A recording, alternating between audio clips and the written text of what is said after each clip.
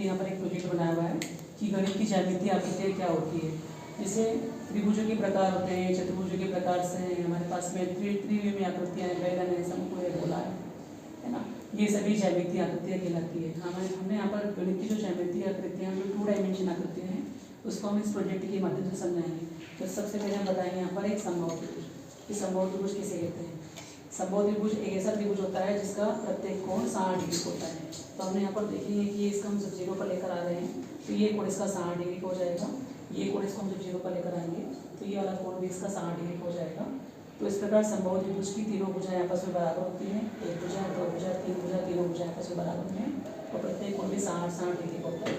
ये हमारे पास में एक संभव त्रिभुज हो जाएगा। इसको हम न्यून कोण त्रिभुज भी कह सकते हैं क्योंकि प्रत्येक कोण 90 डिग्री से छोटा होता है। उसके बाद में अगली आकृति हम बताएंगे यहाँ पर समद्विबाहु त्रिभुज। समद्विबाहु त्रिभुज किसे कहते हैं।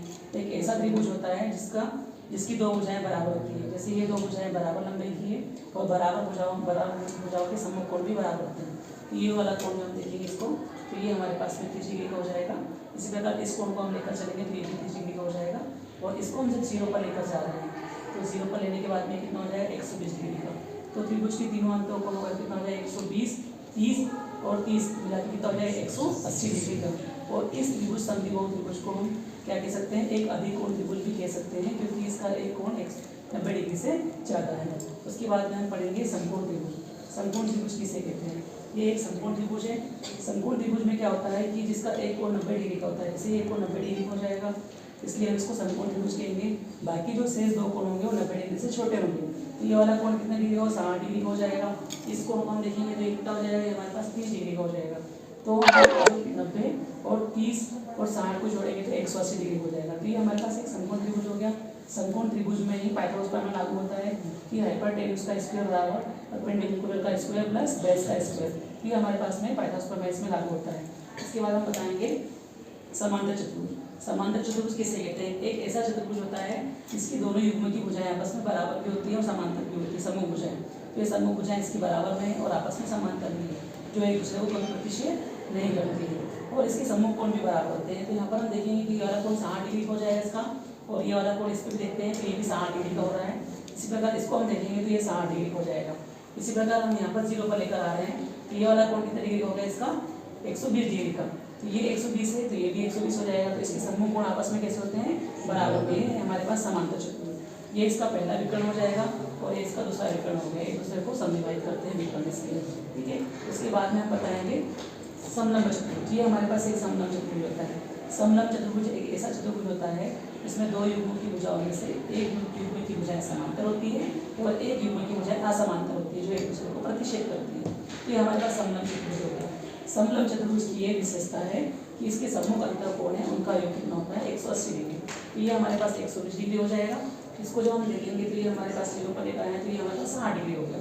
तो 60 और 120 मिला के कितना हो जाएगा 180 डिग्री। सम्मुख अंतर कोण इसके 180 डिग्री का होते हैं। तो उसके बाद हम यहाँ पर देखेंगे कि समचतुर्भुज किसे कहते हैं। ये हमारे पास एक समचतुर्भुज का डायग्राम बन जाता है। समचतुर्भुज एक ऐसा चतुर्भुज होता है जिसकी चारों भुजाएं आपस में बराबर लंबाई की होती है और इसके विकर्ण एक दूसरे को समकोण में समविभाजित करते हैं। इसके दो विकर्ण, इसका पहला विकर्ण और ये इसका दूसरा विकर्ण जो एक दूसरे को 90 डिग्री के कोण में प्रतिच्छेद करते हैं। तो ये हमारे पास एक समचतुर्भुज बन जाता है।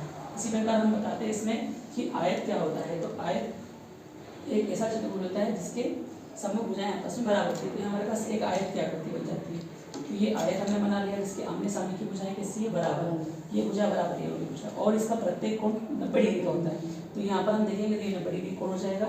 इसको जब हम 0 पर लेकर आए तो ये भी 90 डिग्री कोण हो जाएगा। इसको 0 पर लेकर आएंगे तो ये भी 90 का हो जाएगा। इसको 0 पर लेकर आएंगे तो ये भी 90 डिग्री का हो जाएगा। तो ये हमारे पास एक आयत की आकृति हो जाएगी जिसका प्रत्येक कोण 90 डिग्री का होता है, समूह भुजाएं आपस में बराबर होती है और ये इसका पहला विकर्ण हो जाएगा। इस प्रकार हम इसका दूसरा विकर्ण बता सकते हैं। इसमें दो विकर्ण होते हैं। उसके बाद में हमारे पास में यहाँ पर एक समषष्ठभुज बनता है। इस प्रकार से समषष्ठभुज हमने बना लिया है जो 6 भुजाओं से घिरी हुई बंधाकृति को हम समषष्ठभुज कहते हैं। और समषष्ठभुज का प्रत्येक कोण जो है वो 120 डिग्री का होता है। तो ये 120 डिग्री हो जाएगा। इसी प्रकार ये वाला कोण भी हमारे पास 120 डिग्री हो जाएगा और जब हम इसको इधर ले जाएंगे तो सारे कोण कितने हो जाएंगे 120 डिग्री हो जाएंगे। तो ये समबहुभुज हो जाएगा। समबहुभुज का प्रत्येक कोण 120 डिग्री का होता है और सभी अंतर कोणों का होता है 720 डिग्री का।